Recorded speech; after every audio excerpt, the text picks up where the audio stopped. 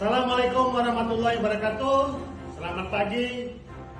Salam, Om Swastiastu, Namo Buddhaya, salam kebajikan, salam sehat, salam presisi.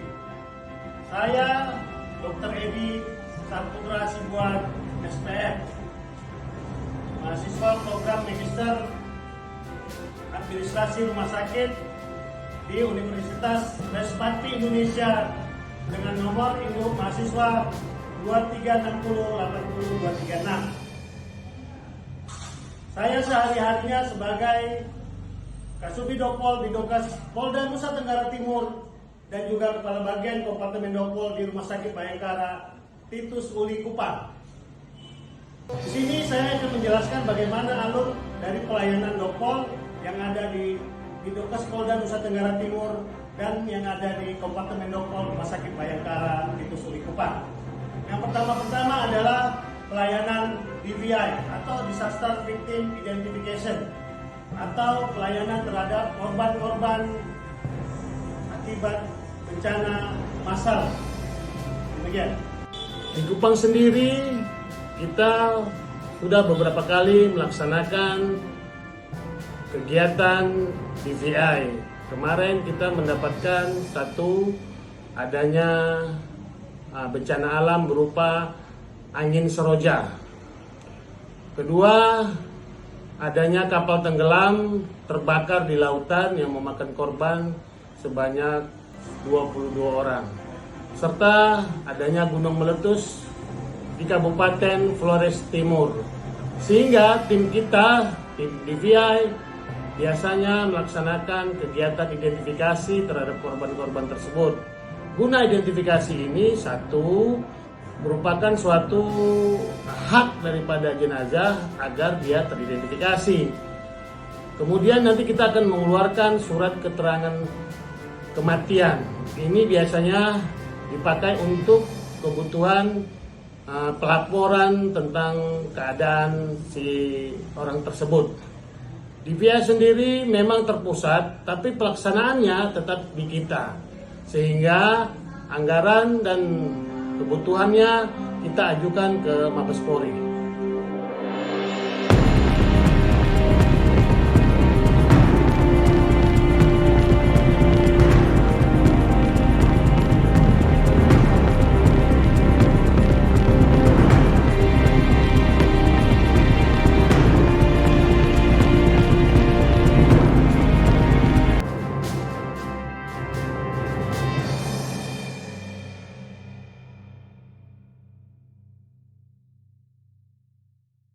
Yang kedua adalah food security atau food safety. Di sini kita melaksanakan kegiatan pemeriksaan makanan sebelum dikonsumsi. Apabila makanan tersebut mau disajikan, sebelumnya kita akan lakukan pemeriksaan. Biasanya makanan-makanan tersebut takut terkontaminasi dengan nitrit,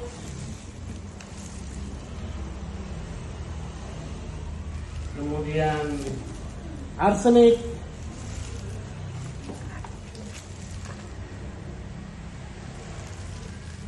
kemudian sianida,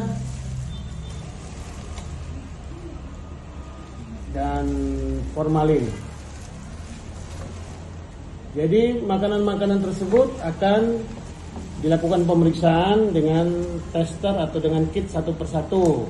Biasanya makanan tersebut akan diproses dulu, setelah itu kita akan periksa. Nanti pemeriksaannya dilakukan oleh petugas dari food safety.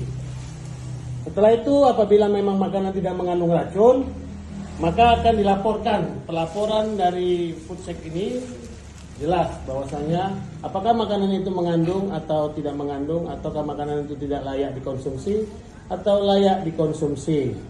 Dan ini biasanya memakan waktu sekitar 1 jam.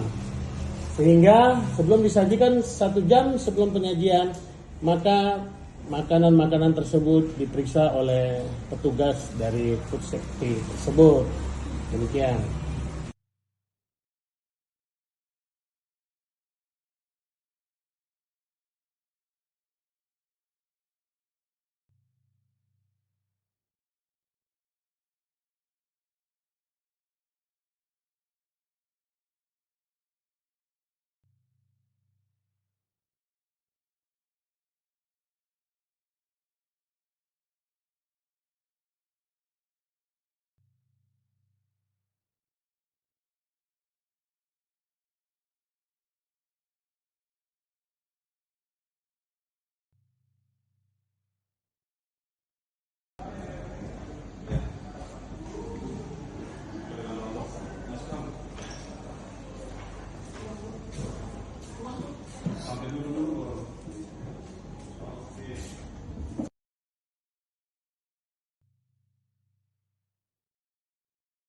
Yang ketiga adalah kedokteran forensik.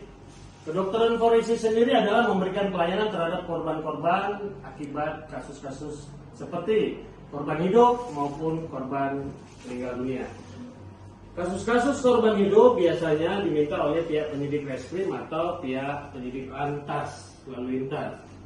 Reskrim biasanya tentunya adalah penganiayaan, seperti Bapak ini mengalami tindak penganiayaan.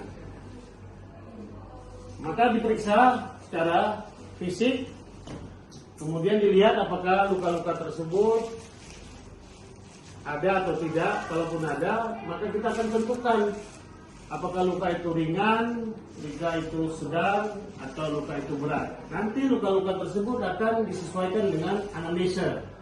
Setelah dilakukan pemeriksaan, baru nanti kita akan tentukan. Ini adalah kamar jenazah Rumah Sakit Bayangkara Titus Uli Kupang, di mana alurnya adalah apabila jenazah masuk, maka pihak penyidik akan membawa administrasi berupa surat permintaan untuk dilakukan pemeriksaan jenazah tersebut. Setelah itu jenazah akan ditaruh di atas meja pemeriksaan. Ini adalah meja pemeriksaan forensik, ya. Biasa kita lakukan di sini untuk pemeriksaan korban-korban hidup, korban akibat laka lantas maupun korban akibat kejahatan-kejahatan konvensional.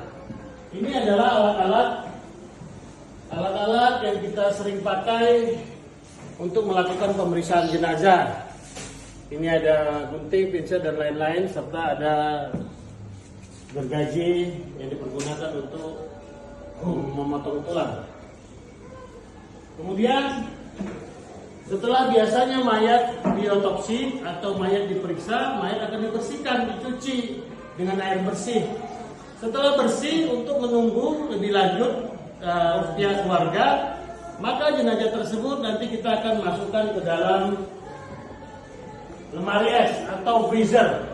Di sini Rumah Sakit Bayangkara Kupang memiliki satu buah freezer yang bisa di-setel suhunya mencapai minus 40 derajat Celcius.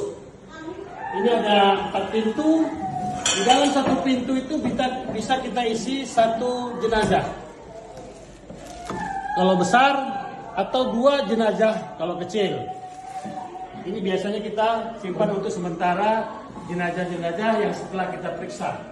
Setelah nanti jenazah itu kita periksa, maka pihak keluarga akan mengambil atau membawa jenazah tersebut dengan menggunakan ambulan jenazah. Bagaimana jenazah? Nanti kalau ambil jenazah. Kedua adalah pemberian pelayanan terhadap korban-korban meninggal dunia, baik akibat bunuh diri atau dibunuh ataupun kecelakaan lalu lintas. Nanti jenazahnya akan kita masukkan di dalam kamar mayat.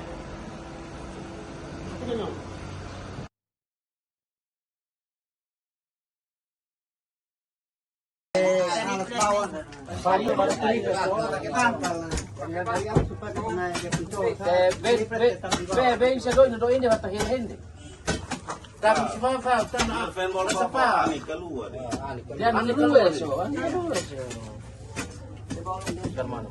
Mana biasanya itu kan kalau biasa tuh pakai apa? Biar pakai tali dapat langsung. Iya, tidak ada mati tarik pokoknya jaga.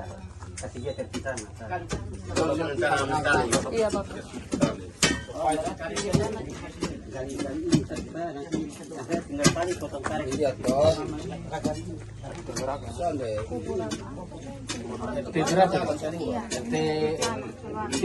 Lima.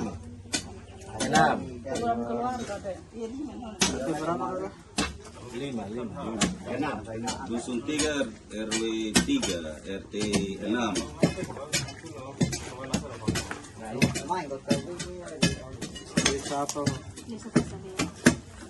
Buktikan lodok tali masuk. Lodok tali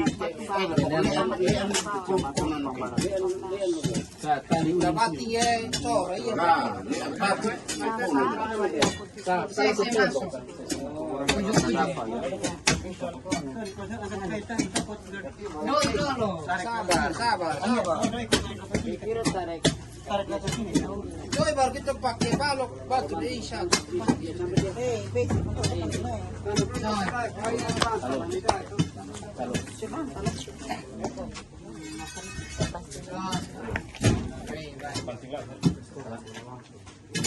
Dulu iya kok saya sekali beda ini. Dulu samping.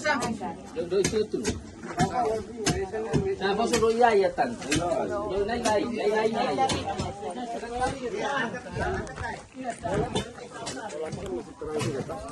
Ini adalah kegiatan ekshumasi. Ekshumasi adalah pengangkatan jenazah dari kubur. Jadi telah kita lakukan pengangkatan jenazah, kita keluarkan petinya. Nanti di dalam peti jenazahnya akan kita keluarkan, kita taruh di atas meja pemeriksaan. Di meja pemeriksaan nanti kita akan lakukan otopsi, pemeriksaan luar dan dalam. Hal ini memang berguna untuk kepentingan proses penyidikan, untuk kepentingan Polri maupun keluarga. Memang ini dibutuhkan untuk persetujuan keluarga, agar supaya tahu bahwasanya penyebab mati korban ini karena apa. Demikian saya rasa itu saja. Ya, ini adalah pemeriksaan jenazah atau pemeriksaan terhadap korban meninggal dunia. Ini pas jenazahnya sudah dikubur selama 1 bulan, maka kita lakukan ekshumasi. Ekshumasi adalah pengangkatan kuburan atau pengangkatan peti jenazah. Karena nanti akan kita periksa jenazahnya, dari peti itu akan kita keluarkan jenazahnya untuk kita lakukan pemeriksaan di atas meja pemeriksaan, untuk kita lakukan otopsi. Hal ini nanti akan disaksikan oleh pihak penyidik yang berkepentingan dan pihak keluarga. Jadi izinnya ada dari pihak keluarga, tapi surat permintaan proses hal ini oleh penyidik. Demikian.